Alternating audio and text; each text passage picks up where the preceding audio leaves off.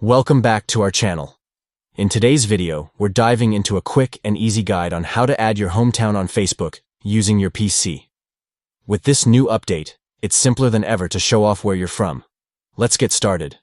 First, open your Facebook account. Make sure you're logged in so you can access your profile. Next, click on your profile picture at the top right corner of the screen. This will take you directly to your profile page, where all the magic happens.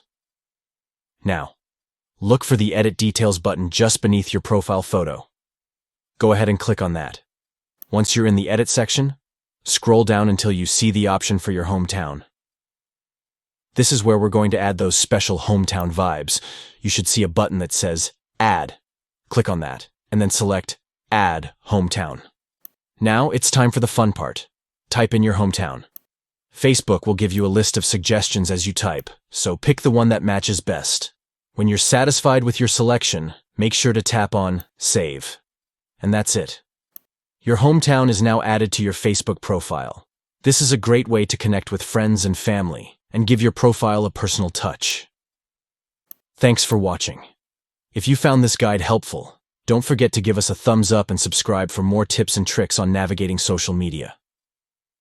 See you in the next video.